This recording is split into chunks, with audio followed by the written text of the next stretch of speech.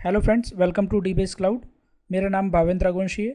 Core java programming video lecture series का आज आप 14th लेक्चर देख रहे हैं। लास्ट लेक्चर में मैंने आपको एक प्रोग्राम बताया था। मैंने एक क्लास के अंदर जो इंस्टेंस मेथड और स्टैटिक मेथड्स बनाई थी, उनको दूसरे क्लास के अंदर इंस्टेंस मेथड और स्टैटिक मेथड मतलब दूसरे क्लास की मेन मेथड के अंदर मैंने आपको कॉल करके बताया था। आज की क्लास में मैं आपको ये जो इंस्टेंस स्टैटिक है, बार बार हम इंस्टेंस वेरिएबल को इंस्टेंस मेथड में कैसे कॉल करना है, इंस्टेंस स्टैटिक वेरिएबल को इंस्टेंस और स्टैटिक मेथड में कैसे कॉल करना है, इन चीज़ों को बहुत ही सिंपल रखने वाला हूँ। राइट, बहुत सिंपल करने वाला हूँ। आपको बस छोटी सी एक चीज़ याद रखनी है, तो आपको कभी प्रॉब्लम नहीं होगी कि इंस्टेंस वेरिएबल को इंस्टेंस मेथड्स में या स्टैटिक मेथड्स में कैसे कॉल करना है, या फिर इंस्टेंस मेथड को इंस्टेंस मेथड या स्टैटिक मेथड्स में कैसे कॉल करना है। राइट, और छोटे से हम प्रोग्राम बना के भी इन चीज़ों को समझने की कोशिश करेंगे। तो चलिए, सबसे पहले जो मैंने एक आपके लिए छोटा सा डायग्राम बनाया है उसको देख लें।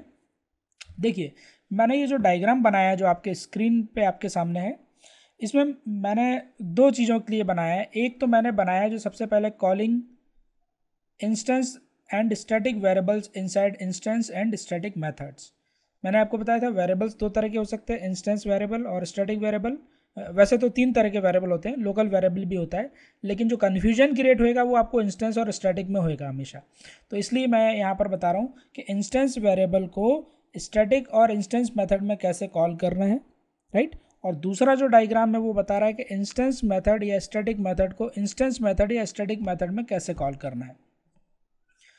तो बस आप ये जो सामने आपके रूल्स हैं इनको ध्यान रखिए। सबसे पहला है कि अगर आपकी मेथड इंस्टेंस है, राइट, कौन सी मेथड है आपके पास, जो मेथड है, if that method is of type instance, if method that you are using is of type instance. तो अगर आपकी मेथड इंस्टेंस मेथड है और आप जो वेरिएबल हैं यूज़ कर रहे हैं वो भी इंस्टेंस वेरिएबल है, तो इंस्टेंस मेथड के अंदर इंस्टेंस मेथड को हम डायरेक्ट एक्सेस कर सकते हैं। ठीक, लेकिन अगर आपकी मेथड जो है वो स्टैटिक मेथड है और आपका जो वेरिएबल है वो इंस्टेंस वेरिएबल है, तब उस केस में हमारे को ऑब्जेक्ट बनाना पड़ेगा। Right, okay. अब ये बात हुई हमारे इंस्टेंस वेरिएबल की, अगर हम उसको इंस्टेंस मेथड में कैसे कॉल करेंगे और स्टैटिक मेथड में कैसे कॉल करेंगे। दूसरा, अगर आपकी वेरिएबल्स जो हैं वो स्टैटिक वेरिएबल्स हैं, ठीक। अब स्टैटिक वेरिएबल्स को भी आप दो जगह एक्सेस कर सकते हैं, हो सकता है इंस्टेंस मेथड में करें या हो सकता है स्टैटिक मेथड में करें। तो अगर स्टैटिक वेरिएबल को आप इंस्टेंस मेथड में एक्सेस कर रहे हैं तो बाय यूजिंग क्लास नेम, और अगर आप इसको स्टैटिक मेथड में भी एक्सेस कर रहे हैं तब भी बाय यूजिंग क्लास नेम। इसका मतलब एक चीज़ बिल्कुल क्लियर है यहाँ से कि स्टैटिक वेरिएबल को अगर आपको कहीं पर भी एक्सेस करना है, किसी भी रीजन में एक्सेस करना है, तो हमेशा क्लास नेम का ही यूज़ करना है। ठीक है, और इंस्टेंस वेरिएबल को अगर आप कहीं पर भी एक्सेस करना चाहते हैं तो वो देखना है कि जहाँ पर अपन एक्सेस करना चाहते हैं वो मेथड इंस्टेंस है या स्टैटिक। राइट, तो अगर इंस्टेंस वेरिएबल को, जो ऊपर वाला एग्जांपल है, इंस्टेंस मेथड में एक्सेस करना है तो डायरेक्ट, और अगर स्टैटिक में करना है तो हमेशा बाय यूजिंग क्लास नेम। ठीक है, ओके। तो ये तो बात हुई यहाँ पर वेरिएबल्स की। ठीक, इसको आप याद रखिए, इस चार्ट को याद रखिए आप, तो कभी आपको प्रॉब्लम नहीं होने वाली। बिल्कुल इसी तरह से यहाँ पर मैंने बनाया है एक मेथड का। ठीक, मेथड के लिए भी सेम रूल्स हैं, कोई अंतर नहीं है। ठीक, मैं चाहता तो एक ही से दोनों के एक्सप्लेन कर देता, पर फिर भी मैं आपके ज़्यादा क्लियरिटी के लिए मैंने एक अलग से डायग्राम बना लिया मेथड का। मेथड का भी बिल्कुल वैसे ही है। अगर मेथड जो है आपकी इंस्टेंस है और उसको अगर आप इंस्टेंस मेथड में ही एक्सेस करना चाहते हैं तो आपको डायरेक्ट एक्सेस करना है, लेकिन अगर आपकी मेथड इंस्टेंस है और अगर आप उस स्टैटिक मेथड में उसको एक्सेस करना चाहते हैं तब आपको ऑब्जेक्ट क्रिएट करके मेथड को एक्सेस करना पड़ेगा। अगर आपकी मेथड स्टैटिक है, राइट, और अगर आप उसको इंस्टेंस मेथड में एक्सेस करना चाहते हैं तब बाय यूजिंग क्लास नेम, और अगर स्टैटिक मेथड में एक्सेस करना चाहते हैं तब भी बाय यूजिंग क्लास नेम। ठीक, ओके। तो ये अब आपको, मुझे नहीं लग रहा कि इस डायग्राम को समझने के बाद कभी भी इन फ्यूचर आपको ज़्यादा समय लगेगा डिसाइड करने में। ठीक, अब अपन एक छोटा सा प्रोग्राम बना के देख लेते हैं और क्लियर हो जाएगा। मैं एक नोटपैड प्लस प्लस ओपन करता हूँ सबसे पहले, और यहाँ पर एक क्लास बनाता हूँ, क्लास का नाम dbase, और इस dbase क्लास के अंदर मैं दो वेरिएबल्स बना दूँ, int x is equals to 100, static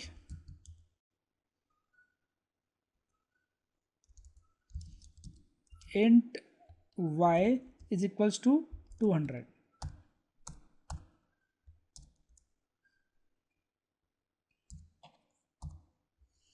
तो ये दो मैंने वेरिएबल्स बना दिए हैं, एक इंस्टेंस वेरिएबल है और एक स्टैटिक मेथड है। अब मैं यहाँ पर एक मेथड बना दूँ, void m1 मेथड। फिलहाल ये इंस्टेंस मेथड है, ठीक। इस इंस्टेंस मेथड के अंदर बॉडी के अंदर मैं एक यहाँ पर दोनों वेरिएबल को प्रिंट करने के लिए बताऊंगा, आपको करके बताऊंगा। पहले मैं मेन मेथड का भी और लॉजिक लिख दूँ, public static void main string args,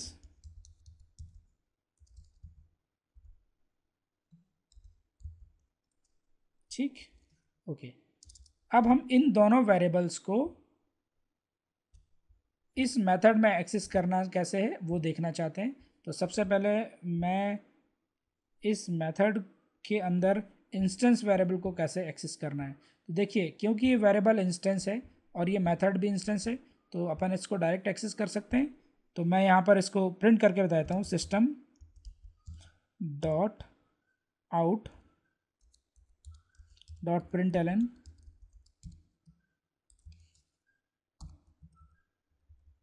SYSTEM system dot out dot println x, ठीक है। और दूसरा जो वेरिएबल है वो स्टैटिक वेरिएबल है, तो उसके लिए क्या करना हमारे को, उसके लिए हमारे को क्लास का नेम यूज़ करना है, ठीक है। आप देख लीजिए, अगर हमारा वेरिएबल इंस्टेंस है, अगर हम उसको इंस्टेंस मेथड में ही कॉल कर रहे हैं तो डायरेक्ट मतलब सीधे हमने x लिख दिया, ठीक है, क्योंकि हमारे वेरिएबल भी इंस्टेंस था और m1 मेथड भी इंस्टेंस है। लेकिन दूसरा रूल क्या बोलता है कि अगर वेरिएबल स्टैटिक है और अगर उसको हमारे को इंस्टेंस मेथड में एक्सेस करना है बाय यूजिंग क्लास नेम, हालांकि ये मैंडेटरी नहीं है, राइट, लेकिन हमको फॉलो करना है, this is not mandatory. If variable and methods belongs to same class, then we can call static variable in both of these cases directly, right, but it is not as per convention. कभी भी अगर आपको static variable को कहीं पर भी access करना है तो आप डायरेक्टली एक्सेस कर सकते हैं अगर दोनों ही सेम क्लास में है, लेकिन ऐसा करना नहीं है। आपको करना क्या है, कभी भी स्टैटिक वेरिएबल को इंस्टेंस मेथड में या स्टैटिक मेथड में बाय यूजिंग क्लास नेम ही एक्सेस करना है, ठीक है। तो हम तो यहाँ पर स्टैंडर्ड्स को ही फॉलो कर रहे हैं, इसलिए बाय यूजिंग क्लास नेम। मैं इसको भी आपको प्रिंट कर देता हूँ, दूसरे वेरिएबल को भी, system dot out dot println, class का नाम क्या है, dbase डॉट, दूसरा वेरिएबल का नाम क्या है, y, बस इतना। अब हम मेन मेथड जो है वो इंस्टेंस मेथड है, तो इसको हम कॉल करने के लिए पहले हमारे को देखिए मेथड कौन सी है, इंस्टेंस। कहाँ कॉल करना है, स्टैटिक मेथड में। मेन मेथड हमेशा स्टैटिक होती है, तो इंस्टेंस मेथड को स्टैटिक में कॉल करना है। तो कैसे करेंगे, इंस्टेंस मेथड को अगर हमारे को कहाँ कॉल करना है, स्टैटिक मेथड में, तो क्या समझ में आया, हमको ऑब्जेक्ट बनाना पड़ेगा। ऑब्जेक्ट बना ले यहाँ पर, dbase d is equals to new dbase, ठीक। ये हमने कंस्ट्रक्टर का यूज करके ऑब्जेक्ट बना लिया, d डॉट m1, ये हमने यहाँ पर मेथड को कॉल कर लिया, इतना सिंपल है, ओके। तो इस तरह से हमारे को ये जो प्रोग्राम है ये एक्सप्लेन कर रहा है कि इंस्टेंस वेरिएबल को इंस्टेंस मेथड में कैसे एक्सेस करना है। मैं सारे केसेस आपको बताने वाला हूँ यहाँ पर। ये प्रोग्राम सेव कर लेते हैं हम, इसका नाम देते हैं dbase डॉट जावा, ये मैंने इसको सेव कर लिया है, ओके। अब इसको हम कंपाइल करते हैं। कंपाइल करने के लिए वही कमांड प्रॉम्प्ट हमारे को पहले ओपन करने का, फिर डायरेक्टरी चेंज करना है, cd:/task एंटर, ये हमने डायरेक्टरी चेंज कर ली, सी ड्राइव में टास्क फोल्डर के अंदर आ गए। अब हमारे को यहाँ पर कंपाइल करना है, तो जावा सी स्पेस dbase डॉट जावा, ये हमने कंपाइल कर लिया, राइट, कोई कंपाइलेशन एरर नहीं है। रन करने के लिए जावा डीबेस एंटर कर दिया, ये रन हो गया, 100 और 200 प्रिंट हो गया। ओके, तो इंस्टेंस और स्टैटिक वेरिएबल को इंस्टेंस मेथड में कैसे कॉल करना है ये मैंने आपको बता दिया। अब मैं आपको बता रहा हूँ इंस्टेंस और स्टैटिक मेथड को स्टैटिक मेथड में कैसे कॉल करना है, मतलब इस मेथड को हम क्या बना दें, हम स्टैटिक। ठीक, मेथड को स्टैटिक बनाने के लिए बस स्टैटिक कीवर्ड का यूज़ कर लेना है, मेथड स्टैटिक बन जाएगी।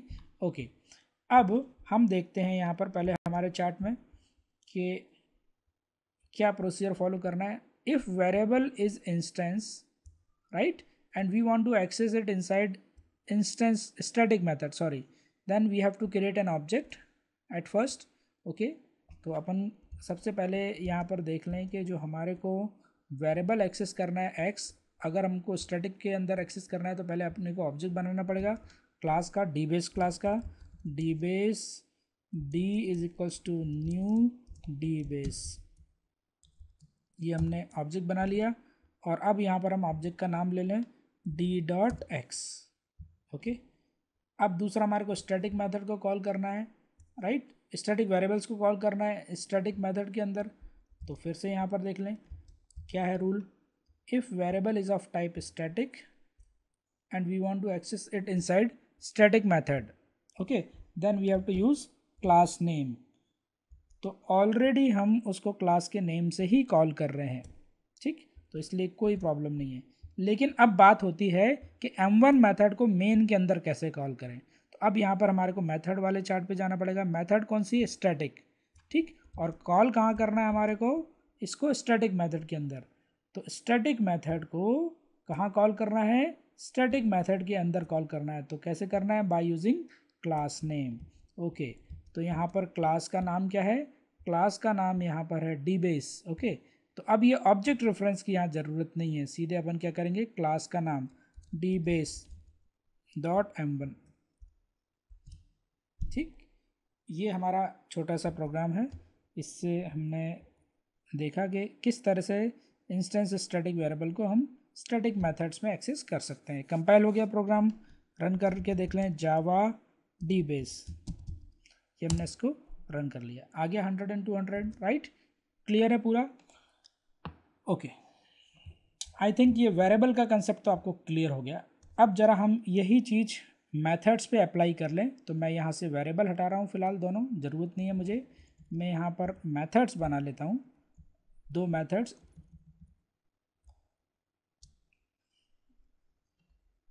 ये मेथड है मेरी इंस्टेंस मेथड, और इस स्टैटिक मेथड मैं इसमें मैसेज प्रिंट करा देता हूँ, dbase class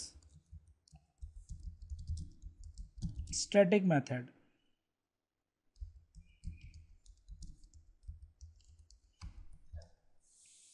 डीबेस class static method, dbase class static method, यहाँ पर हम मैसेज प्रिंट कर रहे हैं।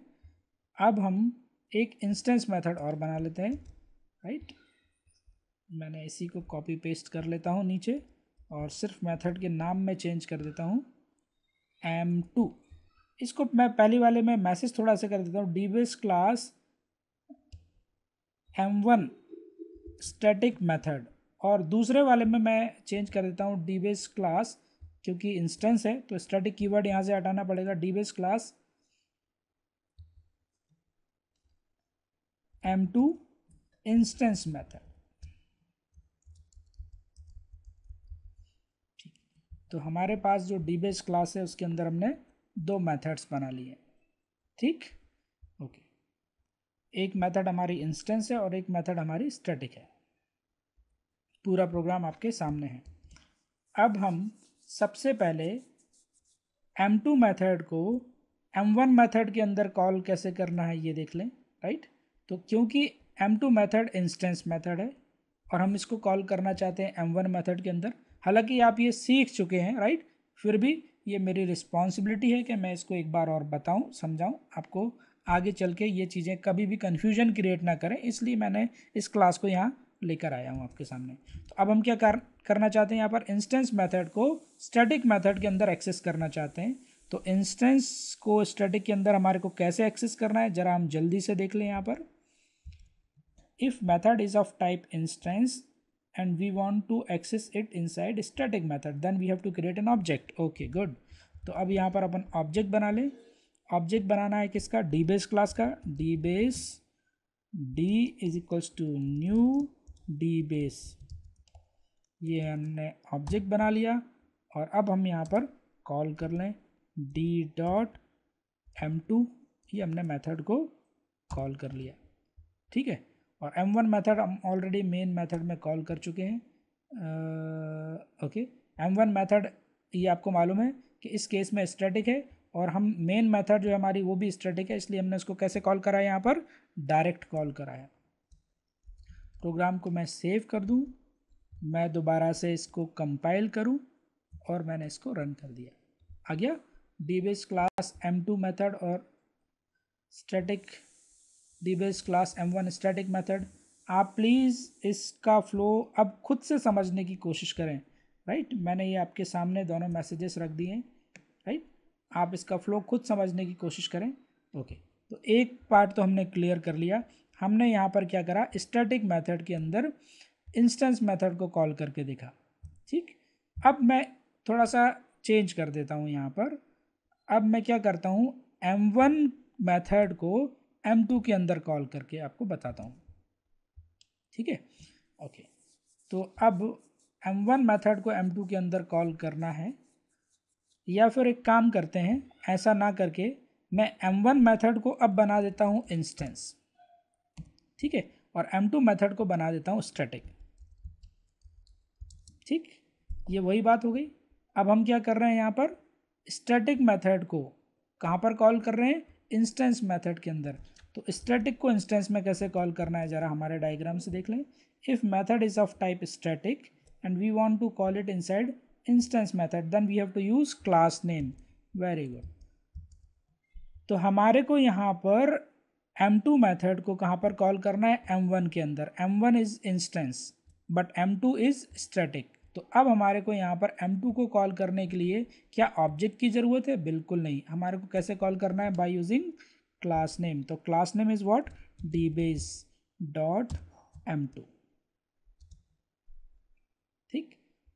और m1 ऑलरेडी हमने कॉल करके रखी हुई है मेन मेथड में, क्योंकि m1 मेथड एक इंस्टेंस मेथड है. राइट, और मेन मेथड क्या है? स्टैटिक. तो अब ऐसे काम नहीं चलेगा. ठीक. अब हमारे को क्या करना पड़ेगा? यहाँ पर ऑब्जेक्ट क्रिएट करना पड़ेगा. क्यों? क्योंकि हम इंस्टेंस मेथड को कहाँ कॉल कर रहे हैं? स्टैटिक के अंदर.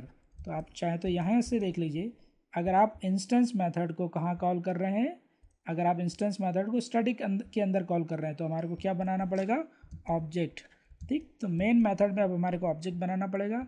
कैसे बनेगा object? Dbase D is equals to new dbase. ये ऑब्जेक्ट बन गया और इस ऑब्जेक्ट रेफरेंस का यूज़ करके यानी d डॉट m1 हम यहाँ पर कॉल कर लेंगे. ठीक है. मैं इस प्रोग्राम को दोबारा से सेव कर लूँ. Ctrl+S सेव हो गया. इसको कंपाइल कर लूँ. साइड में आपके स्क्रीन पे देखिए कंपाइल हो रहा है और ये मैंने इसको रन कर दिया. ठीक. तो ये सेकंड टाइम फिर आउटपुट आ गया आपके सामने. ओके. ठीक है.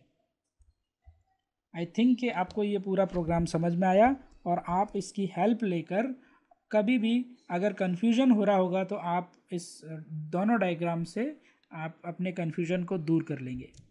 ठीक. तो यही मेरा पर्पस था इस प्रोग्राम को एक्सप्लेन करके. मैंने यही बताना चाहा आपको कि किस तरह से हम इंस्टेंस और स्टैटिक वेरिएबल्स को एक्सेस या कॉल करते हैं. ठीक है. एक चीज़ और आप यहाँ पर ध्यान दें कि जितने भी प्रोग्राम्स मैं यहाँ बना रहा हूँ, आप प्लीज़ अपने सिस्टम पे वो सारे प्रोग्राम्स लिखकर खुद कंपाइल करें. जब तक आपको कंपाइलेशन एरर नहीं आएगी सामने और जब तक आप उसको ठीक करना नहीं सीखेंगे, मतलब आपने प्रोग्रामिंग नहीं सीखी. राइट. प्रोग्रामिंग सीखने का सबसे अच्छा तरीका है कि आप कंपाइलेशन एरर्स आएँ और उनको ठीक करना सीख जाइए. राइट. ओके. तो फिलहाल इस वीडियो लेक्चर को मैं यहीं पर क्लोज़ करता हूँ और नेक्स्ट वीडियो लेक्चर में आपसे फिर मैं मिलूँगा. आप प्लीज़ मेरे चैनल को सब्सक्राइब करें और शेयर करें. Thank you. Thanks for watching this video. See you in the next video.